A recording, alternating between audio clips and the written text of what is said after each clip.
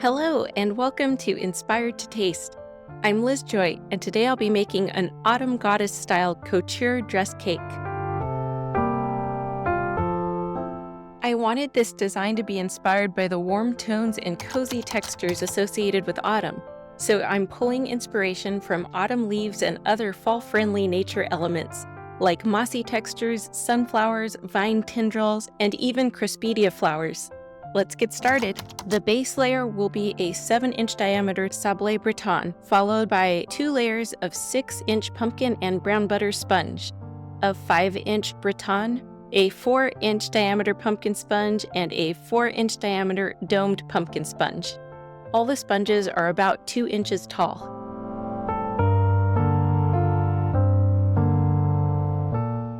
I'm topping the base BRETON with some brown butter Italian meringue buttercream,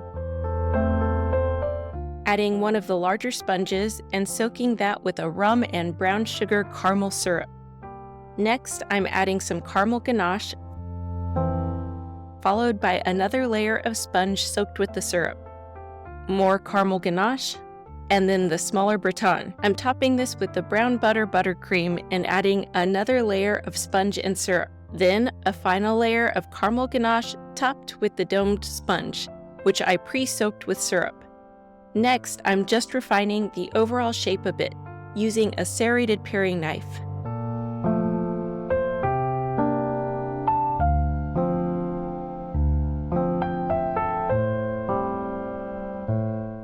After that, I can coat everything with caramel ganache. This doesn't have to be perfect since I'll be topping it with a moss texture later.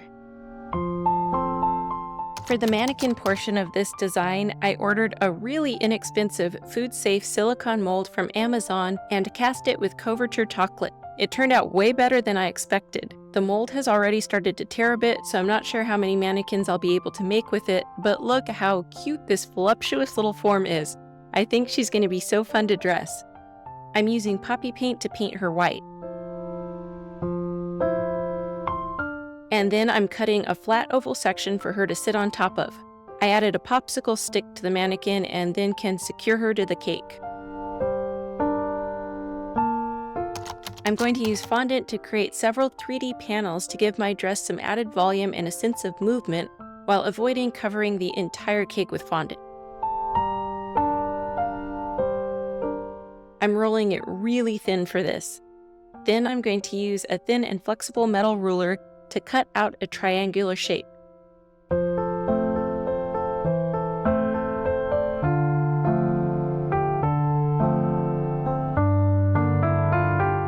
And I'm shaping that into something like a cone, using a rolled paper towel to prop it up. And I'm just going to repeat that process, varying the height and width of my triangles, which will give the skirt more of an organic, flowy feel. I forgot to add Tylose powder to my fondant, which would have made them dry a lot faster and firmer, but I'm just going to set them aside for a bit and hope that they get sturdy enough to handle. While my panels are drying, I'm going to coat the whole cake in a nice layer of my brown butter Italian meringue buttercream. Then I'm going to carefully attach each panel, even though they're still a little soft.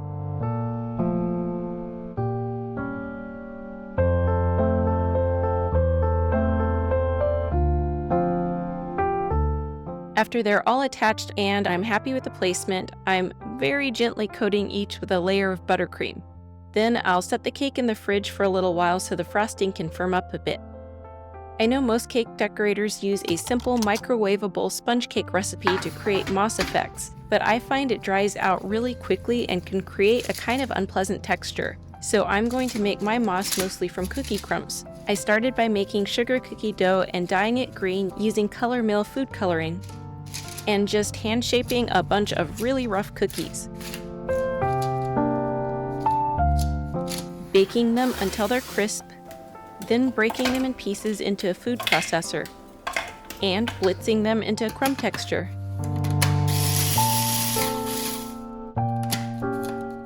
Since this is a pumpkin cake, I'm also going to process some toasted pumpkin seeds into crumbs. Then I'm going to mix these with the cookie crumbs and apply the mossy texture.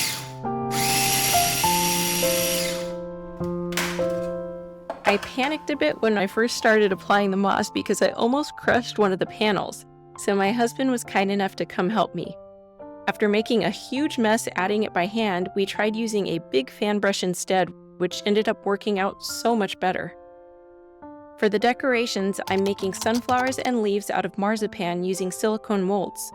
You can dust the molds with powdered sugar to keep the marzipan from sticking too much.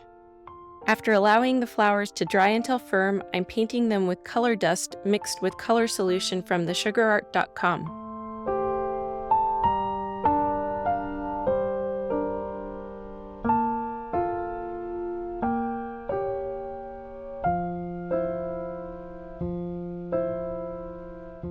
Then I'm going to repeat that process with the leaves. These are a bit finicky because they're so thin and because I want so many of them, but I think it's worth the effort. This process would be much easier with fondant or modeling chocolate, but my family was craving marzipan, so that's what I'm working with here. And it did add a lovely flavor to the final cake.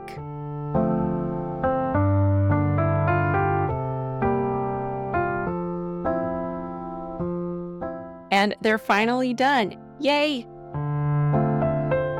I'm going to use bee pollen to create the outer layer of my Crospedia. I'm beginning with a little sphere of deep gold marshmallow fondant, attaching it to a toothpick and dampening it with water. Then I'm just coating it with a generous layer of bee pollen and setting these aside to dry.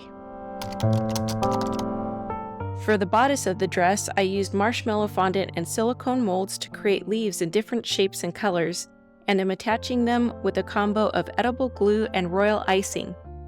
This was a really fun process because I just kind of allowed the leaves to organically fit around her shape, filling in any openings with additional pieces. It created such a pretty shape, especially this draped back portion. If you're enjoying this video, please consider liking, subscribing, and commenting. I really enjoy reading your comments, and I'd love to hear what you think of this take on a doll dress cake.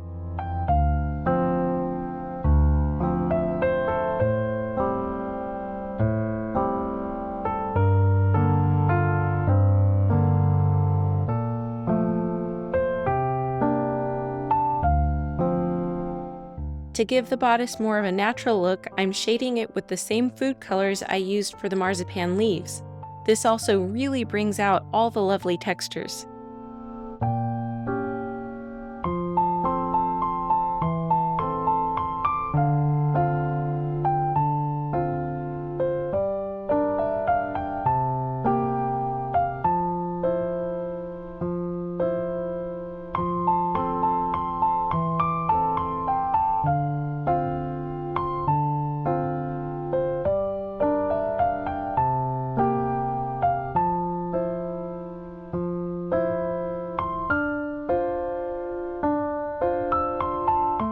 I want to add a few curling viney tendrils and will create them using modeling chocolate and an extruder, making them in different thicknesses, then twisting them together.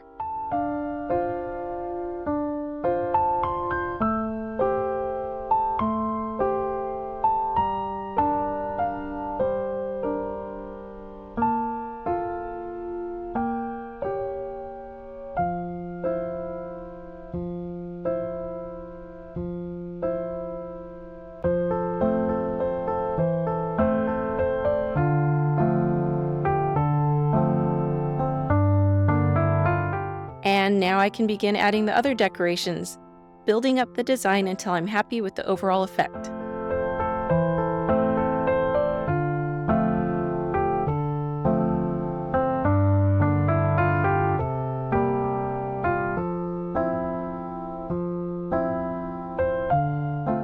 I decided to finish the back detail with some delicate twisted vine straps and am carefully attaching them with a tiny bit of edible glue.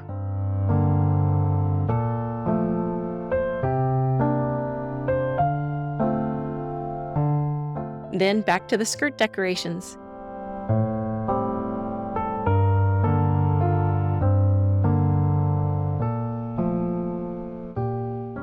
As a final detail, I decided to better incorporate the vines by piping on some small royal icing leaves. Let's take a look at the final cake and then dig in. 3, 2, 1.